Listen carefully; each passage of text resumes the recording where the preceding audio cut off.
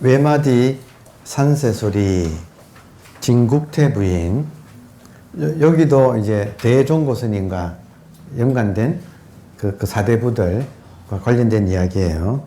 자, 진국태 부인이 이제 가끔 많이 인용되는데, 이게 뭐냐면 나이 많이 드신, 불교적으로 말하면 나이 많이 드신 보살님들도 깨닫는다는 이야기를 대표적으로 지금 진국태 부인 이야기를 많이 해요.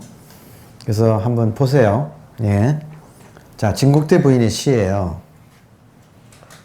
꿈속에 난새 타고 하늘에 올라 비로소 이 세상이 주막인 줄 알았네. 돌아오며 한단의 길 낯설기만 낯설은데 외마디 산새 소리 봄비는 개고. 그러니까 이 시가 참 많은 분들이 참 보살님이 어느 보살님이 연세도 많으신데 참 늦게 공부하셔가지고 깨달으셔가지고 참 이렇게 좋은 시를 남겼다. 이제 그렇게 인용을 하는 내용인데, 이제 보시면 꿈속에 난새를 타고 하늘에 올랐다. 이 말은 이제 이 세상을 한번 초월했다. 이 말이 현상계를 한번 벗어나 보았다. 그 말이죠. 그 표현을 이제 이렇게 하신 거예요. 그러니까 꿈속에 난새를 타고 하늘에 올라서 현상계를 벗어나서 한번 보니까 비로소 이 세상이 주막인 줄 알았네. 주막이라는 거예요. 네. 이 세상이 우리가 주막을 지금 한번, 이 세상이 주막이구나. 여러분, 주막이라는 말은 손님이 왔다 갔다 한다는 소리죠. 들렀다가 가는 손님들이, 그죠? 자, 여러분 보세요.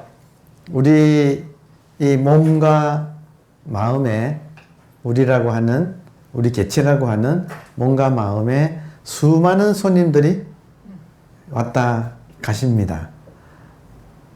희, 기쁨, 노, 화가 나는 거, 애, 슬픈 거, 락, 기쁜 거, 아주 간장을 끊는 거, 오, 또 여러 가지 더러운 감정들, 욕망들. 그러니까 이런 것들이 하나하나가 손님이다 이거예요. 우리 마음에 이런 손님이 왔다가 가시는데, 보세요. 여러분, 기왕이면 이 땅에 와서 주막을 차렸으면 손님이 많은 게 좋아요? 손님이 없는 게 좋아요? 예. 저는 이런 시가 스페인도 있고요. 아랍에도 있고, 꼭 인생은 주막이라는 이런 시가 각 종교마다 또 다 있어요. 근데 지금 참 진국태 부인은 이렇게 한번 훌쩍 이 세상을 벗어나 봤더니 이 세상이 주막이더라. 그 주막에는 수많은 손님들이 왔다 가는데, 여러분, 우리가 주막을 차린 이유가 그 많은 손님들과 희노애락을 같이 하려고 차렸겠습니까? 아니면 그것 때문에 괴로워하라고 차렸겠습니까? 우리가 스스로 차렸는데. 그죠? 경험하러 왔지요. 한마디로 말해서. 자, 실상은, 이 세계의 실상, 인생이란 무엇인가? 본질이 현상을 경험하는 것. 지금 정확하게 이 순간 진리가 무엇인가? 본질이 현상을 경험하는 것. 다른 말로 하면 본질인 의식이 몸으로 비롯되는 이 연기의 세계를 경험하는 것. 그러니까 여기에 하나라도 버리고 빼고 할 것이, 더하고 빼고 할 것이 없다는 거예요. 그리고 알고 보면 자기가 원해서 왔다 이거예요. 그래서 원해서 와서 지금 자기가 원하는 인연을 만들어 놓고 스스로 이거를 터득하고 있다. 목적은 무엇인가? 결국에는 지혜와 자비를 펴기 위해서. 예. 그러니까 그렇게 안다면 재밌는 게 꼭 원수를 없애야 하나요? 사랑해야 하나요? 그러니까 예수님이 참 기가 막히신 분이에요. 어째 그런 말을 했지. 그러니까 이 이치를 알은 거지. 이 인생이라는 것은 주막이다. 주막에는 온갖 손님이 오는데 딱 주막 그 주인이 내 마음에 드는 사람만 들어오게 하고 아닌 사람은 그냥 못 들어오게 하면 그 주막은 망하겠죠. 그렇지 않나요? 네, 그러니까 아주 풍요로운 주막 주인이 되자. 그러면 좋은 건 좋은 것대로 받아들이고 나쁜 것은 또 나쁜 것대로 받아들여가지고 경험하자. 근데 경험하는데 뭐예요? 이게 꿈속처럼 경험하는 거예요. 따라서 물들지 않아요. 연꽃이 진흙에서 피지만 물들지 않는 것처럼 주인은 손님한테 물들지 않아. 그러니까 얼마든지 받아들여도 된다 이거예요. 그러니까 내가 가리는 게 아니라 항상 흐름을 이렇게 타고 이렇게 가는 삶. 그것은 이런 이제 풍요로운 인생을 약속하고 있어요. 그러니까 풍요롭다는 말은 뭐예요? 좋은 것만 가지고 풍요롭지는 않지요. 좋은 것과 또 나쁜 것도 같이 있어서 그것을 풍요롭게 우리가 살아낸다. 그러려면 뭐가 있어야 돼요? 내가 여유가 있어야. 그러니까 지금 이런 말을 듣고 마음이 가난뱅이가 나는 아무 손님이나 다 밖에서 한다고 오면 기겁을 하는 사람이 마음의 크기는 뱁새처럼 밴댕이 속을 가지고 모든 손님을 다 받겠다. 안 되죠. 그러니까 자기 깜냥대로 해야 되지만 결국에는 우리가 인생을 한번 이렇게 벗어났다가 돌아오는 거. 자, 그냥 인생은 사는 산이다. 한번 벗어나는 것을 사는 산이 아니다. 다시 돌아오는 것을 역시 사는 산이다. 해서 이제 돌아와서 사는 거. 근데 나갔다 온 사람은 여기가 지금 환이고 꿈인 걸 현상계라는 걸 알기 때문에 이제 여기서 자유롭게 살아가는 그게 지금 인생의 지금 지혜예요. 그럼 할 일은 뭔가 이걸 모르는 사람, 모르고 괴로워하는 사람들에게 이걸 알려드려서 같이 이 기쁨을 누리게 하는 거. 네, 그게 지금 우리들의 지금 사명입니다. 자, 그래서 돌아오며 한단의 길. 한단은 이제 중국의 고사에 보면 고사에 한단이 일장춘몽의 주인공이에요. 우리나라에서는 이야기가 끝날 때쯤이면 이름이 기억날 줄 알았는데 조신의 꿈이네. 조신. 예, 조신 스님의 꿈. 그래서 하여튼 상금 유사에 나와요.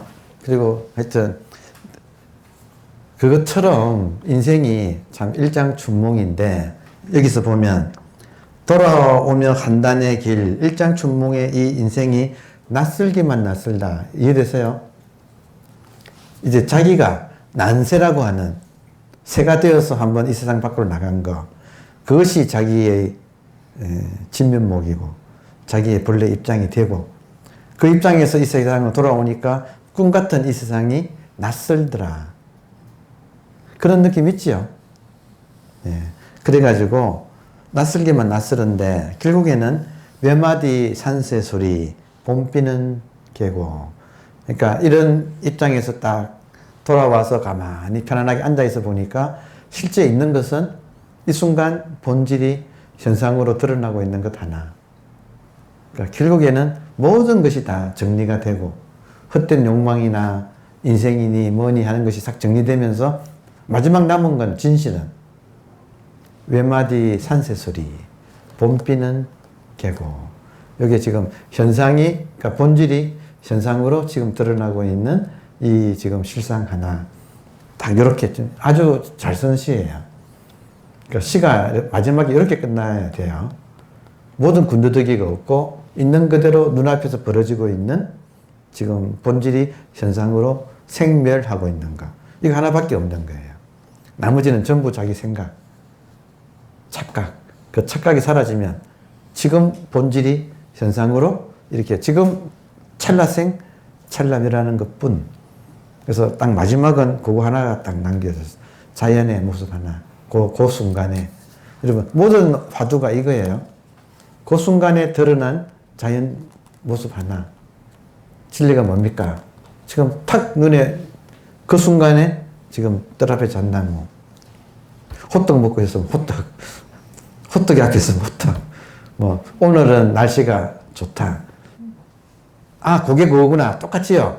어느 것건이 떨어져 잣나무 들고 있다가 소오가라고 하는 거나 그 말 자체는 뜻이 없다. 떨어져 잣나무니 지금 뭐 시원하다니 그 말 자체가 아니라 인간을 통해서 본질이 지금 드러나고 있을 때 이 눈앞에 보이는 이 세계, 있는 그대로 이 세계가 본질이 탁 드러나고 있는 것뿐 인간이 생각으로 개입하니까 문제지. 그러니까 있는 그대로 본질이 현상으로 드러나는 것을 나타내는 이게 1700공안의 뜻이 전부 다 같다 이거예요. 이거 하나다 이거예요. 그러니까 그 말에 대종고가 알아차려가지고 또 엄청난 또 스님 되잖아요. 대종고가. 그 대종고의 제자예요. 진국대 부인이. 그러니까 아까 설명드린 것처럼 진국대 부인이 계시는 곳하고 대종고 스님이 있는 곳하고 너무 멀어서 직접 지도를 못 받으니까 화두를 가지고 지금 공부한 이야기예요. 그래서 화두 참고를 하다가 이렇게 깨쳤어. 그래서 이런 시를 지은 거예요. 제가 그러잖아요. 여러분에게 모든 화두는 자기가 들어서는 안 된다. 모든 화두는 질문인데 이 질문은 선지식이 학인에게 질문을 하고 학인은 답변하려고만 해야지 화두가 걸린다. 자기가 문제를 외우면 의미가 없다. 문제는 선지식이 던지고 학인은 답변하려고만 하면 이건 화두에 딱 걸리게 돼 있어요. 이 화두의 기본 원리예요. 그러면 자기가 앉아서 걔한테도 불성이 있을까 하면 안 돼요. 이해돼요? 다시 말해서 나한테도 불성이 있을까 하고 본인이 자기한테 말하면 이건 화두는 안 걸리는 거예요. 그럼 계속 머리로 풀 수밖에 없어. 근데 묻자 화두도 지금 상대방이 정말로 이 문제에 궁금해하는 사람이라면 선지식이 불성이 있어요?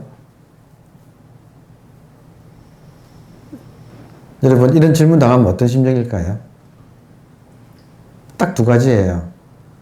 불성이 있어요? 하면 아는 사람은 즉각 불성을 드러낼 거고 모르는 사람은 그냥 이 질문에 그냥 콱 막혀버리는 거예요.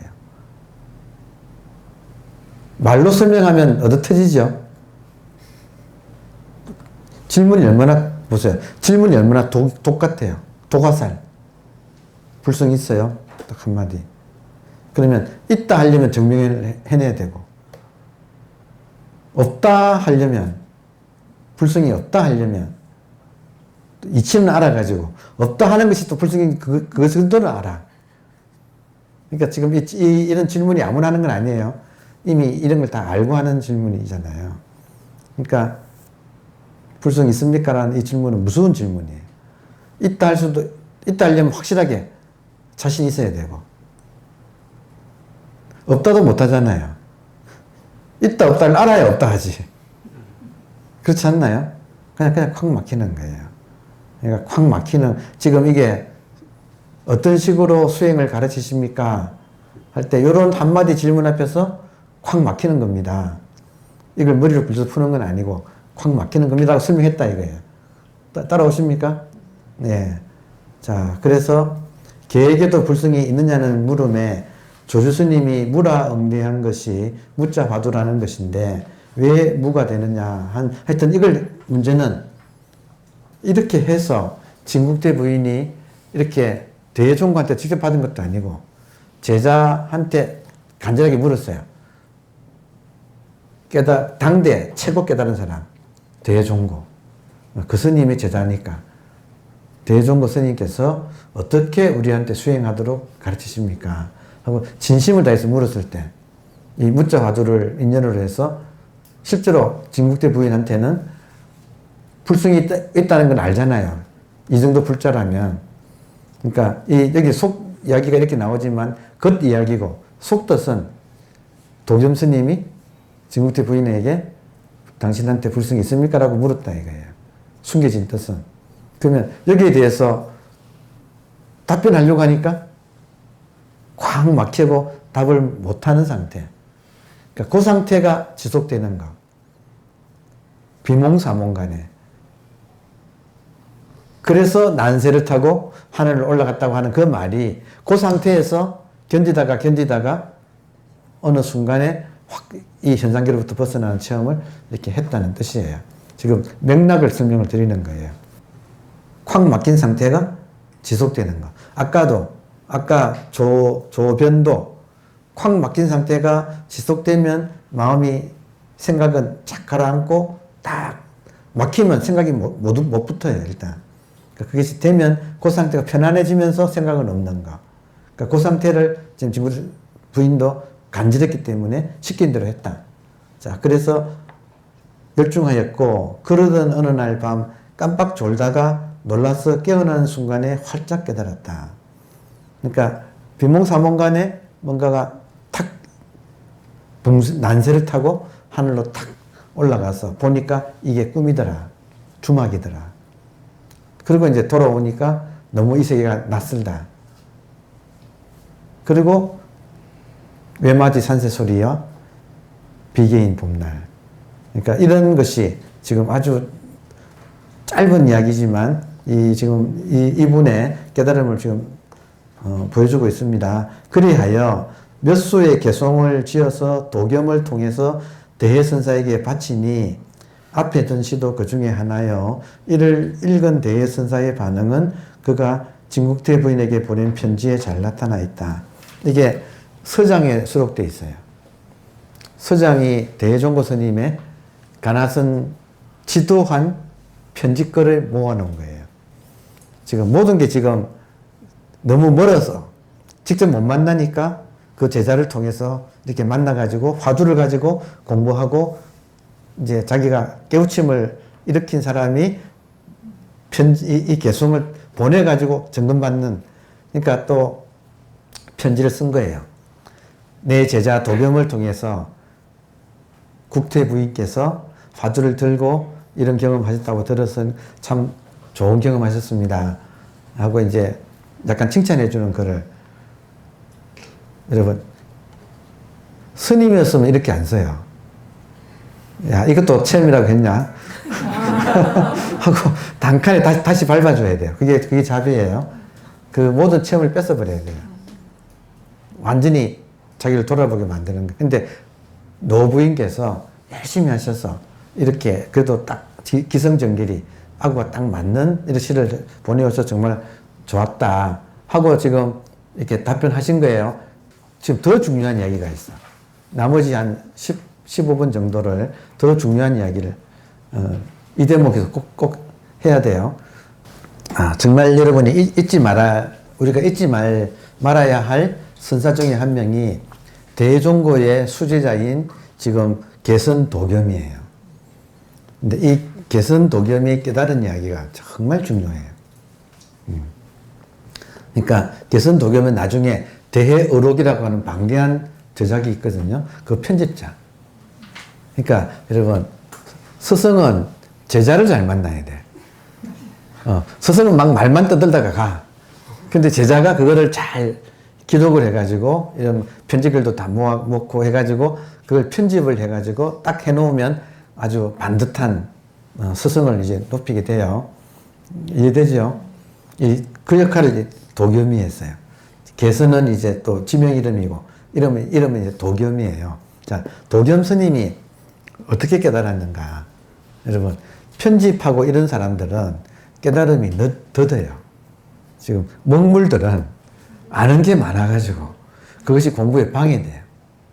그러니까 깨닫는 건 이 간단 명료한, 여러분 지금 정신이 있어요, 없어요? 정신 나갔어요? 그냥 이거예요.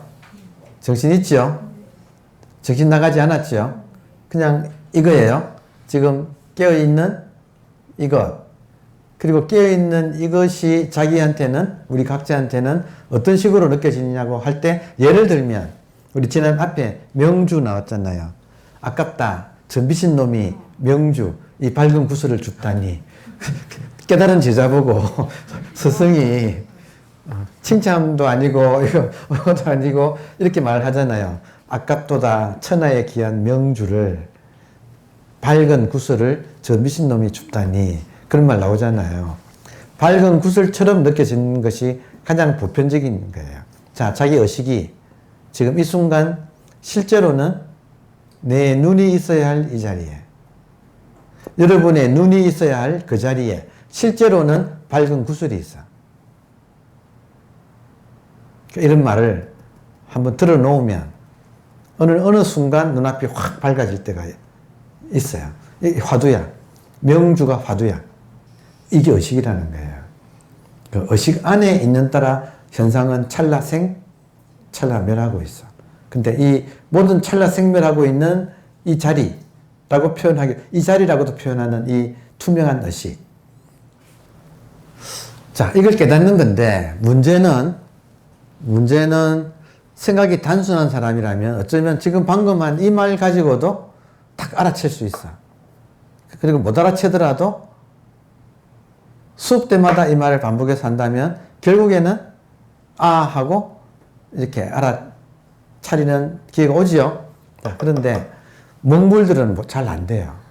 이걸 다 알아. 이미 다 알아가지고 뭐 어쩌고 저쩌고 막 남한테 강의할 정도인데, 그런 사람이 실제로 이걸 딱 자각하기가 어려운 거예요. 왜냐하면 아는 아르마리가 이렇게 가려져 가지고. 도겸이 그런 사람이 있어요. 그러니까 이런 사람이 깨달으면 스승의 모든 글을 다 기록할 수 있는, 그러니까 또 방대한 일을 할 수 있는 역량이 생겨요. 이해되나요? 그러니까 여러분 중에서도 나는 깨달음이 더디다 하는 사람, 그 사람은 대기야. 그러시고 큰 일을 할 수 있는 거예요. 자, 그런데 도겸이 보세요. 대종고가 볼 때는 이 사람이 그러니까 아주 진실된 사람이야. 열심히 참선해. 근데 도반들은, 같은 형제들끼리 도반들은 다 이미 알아채고 통과를 했는데, 이 도겸만은 나이가 계속 먹어가는데도 불구하고 자기만은 못 깨달았어요. 또 비슷한 심정인 사람이 꽤 많죠. 자, 그럼 보세요. 도겸 입장에서 아직 못 깨달았어. 그러니까 그 어떤 일보다도 자기는 깨달음이 중요하니까 딱 하여튼 모든 시간을 내 가지고 딱 이 화두 참고하는, 대종고 밑에서는 화두 참고하는 이 일을 하고 있었어. 근데 어느 날 대종고가 보기에 장사에 있는 이 사대부들 한테 편지를 보내는데, 아주 중요한 편지. 자기가 지금 기양을 가냐 못 가냐 이런 지금 그런 아주 예민한 문제가 걸린 편지를 보내는데, 거기에 대한 맥락을, 그 편지를 읽고 맥락을 물어보면 그 사대부들의 어느 수준에 맞춰가지고 답을 할 수 있는 제자가 필요한 거예요. 대종고 입장에서는. 그러니까 지금처럼 이메일이 있는 게 아니니까 사람을 통해서 편지를 보내는데, 문제는 편지를 가지고 가는 사람이 사대부들 못지않는 언어 실력을 갖추고 있고 또 복심이라 그러잖아요. 스승의 뜻을 전달할 수 있는 사람을 뽑아서 보내야 되잖아요. 그리고 자기 말이 왜곡 안 되게끔. 그러려면 실력이 있어야 돼. 이해되죠? 대종고 제자 중에서 도겸이 제일 그런 면에서는 똑똑했어요. 그래서 이 사람을 뽑아가지고 대종고가 중요한 편지, 자기가 기양을 간장 먹겠냐, 이게 다 걸린 이거를 이제 편지를 보내려고 이 사람을 불렀어. 도겸을 불러가지고 너가 좀 가야겠다. 그리고 자초지정은 이렇다. 내가 편지에 짜게 썼지만 물으면 너가 잘 전해다오. 이렇게 했어요. 도겸은 속으로는 스승이 자기를 믿어가지고 중요한 역할을 시키니까 좋긴 좋은데, 속으로는 스님, 저는 지금 앉아서 지금 화두 탑하는 게 지금 제가 할 일이지 이런 심부름 갈 때가 아닙니다 하고 이제 속이 불만이 차올랐어. 가기 싫은 거예요. 이해되나요? 그래가지고 앞에서는 차마 그 불평을 말 못하고 나와가지고 자기들 그 도반들한테 이제 자기 고민을, 이제 나는 아직까지 너희들은 괜찮잖아. 나는 지금 급해. 이게 진짜 급해. 근데 한가하게 지금 가면 적어도 반년 걸리는데, 갔다 왔다 하는데 난 지금 정진을 못하니까 난 도저히 못하겠어. 근데 내가 차마 스승한테 가서 못한다는 말 못하니까 자네가 대신 가서 좀 말을 하면 안 되냐? 그리고 내 대신 갈 사람 없냐? 하고 이렇게 당연히 물어보겠지요. 자, 그래서 그때에 그 도반 중에 종원이라고 하는 도겸의 도반 종원이 있었어요. 종원 스님, 이 책에는 없어요, 지금. 자, 종원 스님이 도겸을 이해했어. 심정을 이해. 근데 종원은 자기는 깨친 사람이에요. 그래서 뭐라고 했느냐면, 자네가 편지를 가지고 가는데, 못 가지고 가겠다는 것은 선방에 앉고 싶어서 그런 거 아니냐. 정진하고 싶어서 그런 거 아니냐. 그럼 당연하잖아요. 그렇다. 그러면 내가 너를 가면서 가는 곳마다 너가 정진할 수 있도록 내가 모든 주선을 하겠다. 그러니까 말하자면 스승의 뜻은 도겸이 가야만이 모든 이치가 어긋나지 않게 전달할 수 있기 때문에 보내는데, 도겸은 또 다른 사정이 있어서 가기 싫다 하니까 종원이 중재를 한 거예요. 그래서 모든 실제 심부름은 내가 할게. 너는 가는 곳마다 앉아서 정진만 해. 그리고 뒤를 다 봐준다는 거예요. 다 봐준다. 그래서 가라. 그래서 이제 이 도겸도 그렇다면 선방에 앉거나 가다가 빨리 여간 가서 그래서 앉는거나 같은 거니까 그러면 그렇게 하자고 그렇게 했어요. 그래서 이제 편지를 받아서 두 사람이 떠났어. 그러니까 종원은 조금 먼저 가서 여간도 물색해놓고 밥도 식당도 좋은데 알아봐 놓고 모든 걸 다 미리미리 다 하는 거예요. 그 도겸은 가서 계속 정진만 계속 하고 갔어.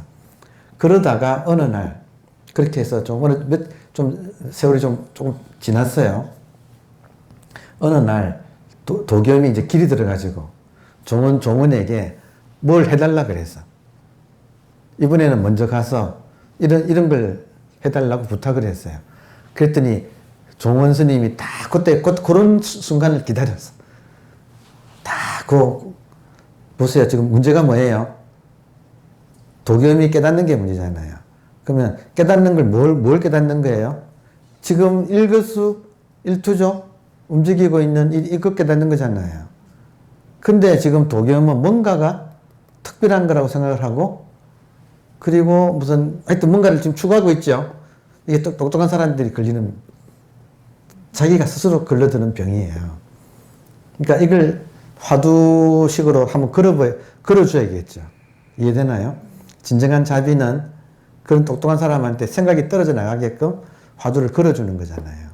그러니까 내 대신 자네가 미리 가서 이걸 좀 해놓게 하고 부탁을 했어요. 그때까지는 들어줬어. 순순히 다 들어줬어. 근데 그날은 딱 이제 무르익었어. 무르익어가지고 딱 종원이 정색하고 한 소리가, 내가 자네를 위해서 뭐든지 다 대신해 줄 수 있지만 5가지만은 대신 못 해준다. 모든 걸 대신해 줄 수 있는데 5가지만은 대신해 줄 수 없다. 그러니까 물었어요. 그러면 내가 그럼 부탁할 때 그거 외에는 내가 부탁할 수 있겠네. 그러면 5가지가 뭐냐 하고 물었어요. 둘은 지금 형제 사이죠. 아주 친한 사이예요. 첫 번째, 밥 먹고 똥 누고 오줌 누고 그리고 물 마시고. 너무나 평범하게 짝이 없는 거 아니에요? 근데 여러분, 대신해 줄 수 있나요? 똥 누고 오줌 누고 밥 먹고 물 마시는 거 대신해 줄 수 있나요? 없잖아요. 그리고 이러니까 애기게 하잖아요. 도겸 입장에서는 너무나 당연한 이야기를 그냥 하니까 애기게 했다고. 그래서 마지막이 뭐냐고.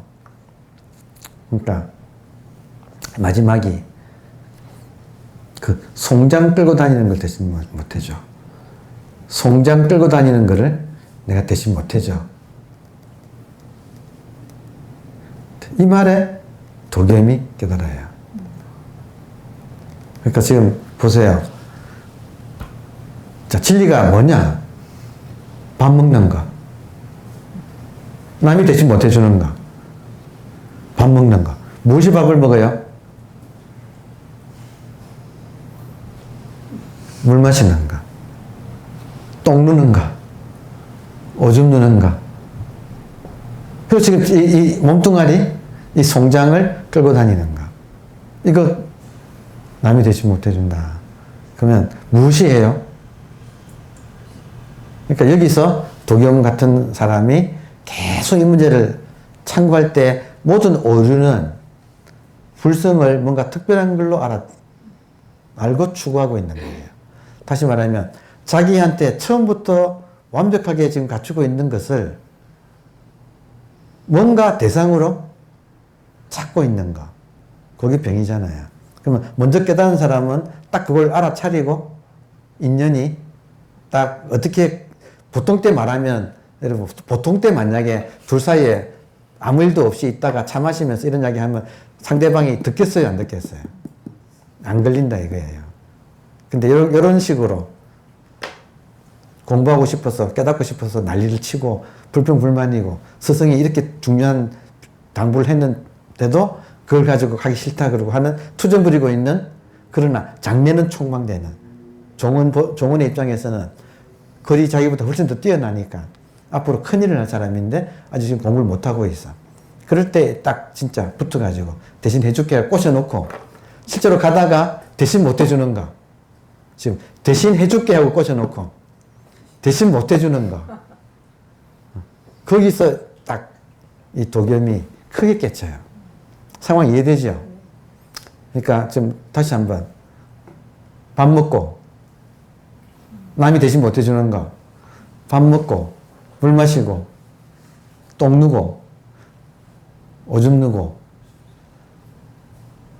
마지막은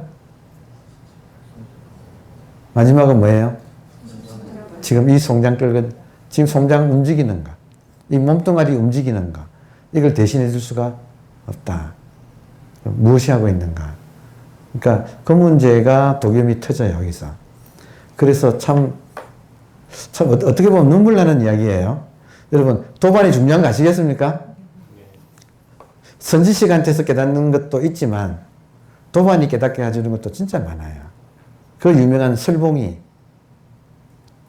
행각을 가다가 암두, 그러니까 덕산의 제자인 암두와 설봉과 취암 세 사람이 3인방이거든. 가다가 오산진에서 눈에 막혀가지고 눈이 쌓여가지고 오도 가도 못하고 여간방에서 3일을 지낼 때 도를 깨달은 암두는 두 발 뻗고 자고 있고, 그리고 취암은 왔다 갔다 하고 있고, 그리고 설봉은 못 깨달아가지고 그때까지 딱 정자해가지고 그래서 정진하고 있었다. 근데 암두가 드르른드른 코를 고니까 그게 방해받으니까 설봉이 짜증이 나가지고, 아니 이럴 때 좀 정진 좀 같이 하고 날 좀 도와줘가지고 좀 조용히 좀 있지, 하필이면 내 앞에서 대자로 누워가지고 코를 그렇게 고느냐고. 여행 갈 때 코 고는 사람들 참 조심해야 돼요.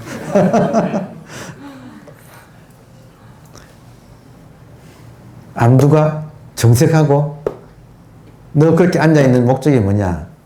너 진짜 공부하기 위해서 앉아있는 거냐? 아니면 그 자세 가지고 여염집 여자들 꼬시려고.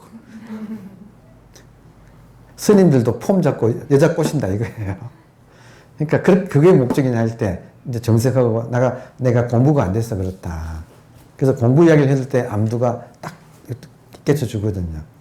실제로 암두는요, 이걸 보세요. 암두가 설봉을 깨닫게 해줬는데 암두는 황건적의 난을 당해서 황건적에게 목이 날아서 죽어요. 그 천하의 암두가 죽을 때, 그러니까 인간의 복은 또 달라요. 공부하는 복하고 이 세간에서의 복이 달라요. 근데 이렇게 남을 크게 가르칠 때는 세간의 복이 꼭 필요해요. 그러니까 암두가 볼 때는 자기는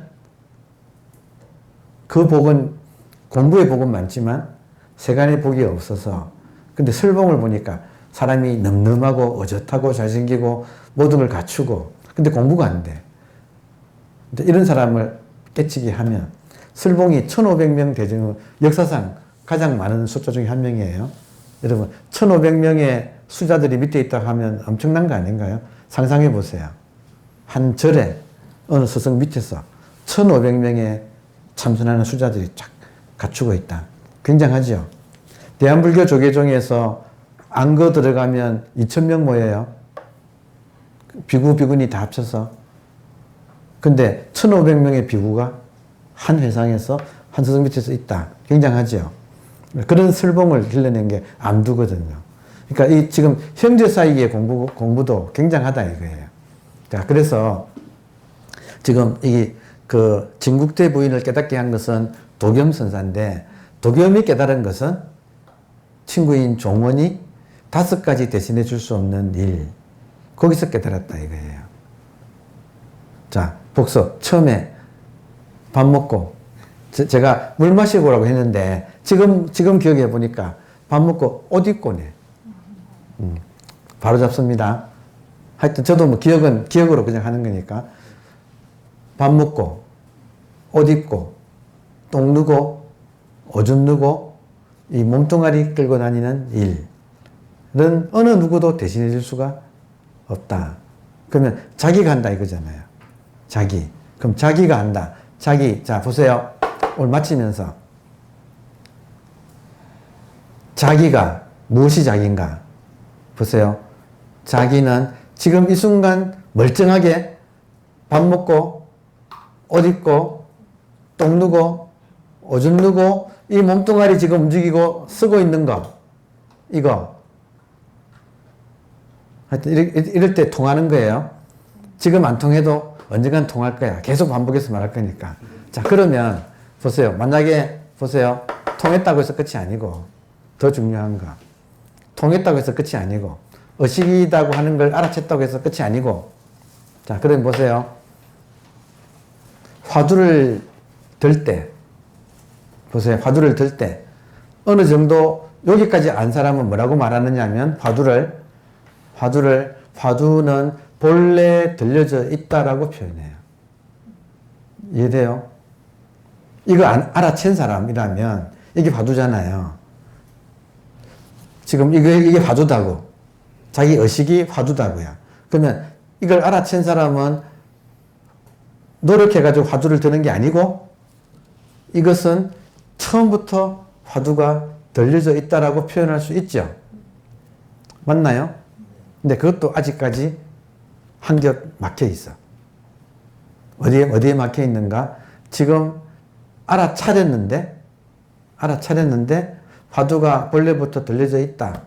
이것도 화두를 들고 있는 주체는 누구라고 보고 있는 거예요?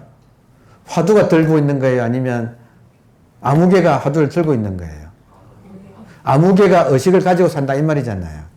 지금 주가 아직까지 아무개다 이거예요. 자, 다시. 아직까지 깨닫지 못한 사람은 열심히 화두를 들어요. 오케이? 이게 정진이에요. 근데 한번 이거 알아차린 사람은 화두는 본래부터 들려져 있다. 내가 따로 들 필요가 없다. 내가 화두를 들고 싶지 않아도 화두는 저절로 들려져 있다. 의식이 저절로 작동하고 있다. 여기까지 오지요. 여기까지 법문은 많아. 이런 법문은 많아. 근데 지금 한 발 더 나가야 돼. 어떻게 나가는가? 내가 화두를 드는 게 아니고 지금 남이 대신해 줄 수 없는 일이 이거잖아요. 그러면 이것이 나의 60년 인생에서 이것이 계속 모든 걸 해왔다. 오케이? 그럼 화두를 든다 이 말이, 화두가 본래부터 들려져 있다는 말도 아직까지 입장은 나의 입장에서 그 말을 하는 거다. 한 번 더 뒤집어지는 게 핵심. 뒤집어져야 된다. 뒤집어지면 어떻게 되는가? 화두가 나를 들지. 내가 화두를 드는 게 아니다. 지금, 그러니까 따라오는 것은 여러분의 이제, 깜냥이에요. 깜냥인데 말은 바로 해야 되니까. 아무도 모를 때는 내가 화두를 든다 그러고, 한번 본질을 알아챈 사람한테는 처음부터 화두는 들려 있었다고 말을 하고, 이것이 한번 뒤집어지면 주가 바뀌었어. 주가 바뀌면 화두가 나를 들고 있는 거지. 인생이라는 것은 화두가 나를 들고 있는 거다. 그러니까 내가 뭘 하는 게 아니고 모든 것을 이것이 하고 있다. 그러니까 나의 모든 노력은 진짜로 이제는 의미가 없어지고 저절로 하고 있는 이거에 타고 물결을 같이 타고 흐르는 거. 다시 내가 화두를 드는 게 아니고 화두가 나를 든다. 내가 하나님께 가는 게 아니라 하나님이 나에게 온다. 내가 하나님을 믿는 게 아니고 하나님이 나를 믿는다. 그러니까 요거 하나가 딱 바로 잡아져서 여러분 내가 화두 들려고 하는 것은 아직까지 묻어 있다. 묻어 있다. 무엇이 들고 있는가? 그냥 화두가 나를 들고 있는 이것이 인생 60년의 진실이에요. 그러니까 여기까지 딱 오도록 똑 떨어지게 공부가 합시다. 예, 감사합니다.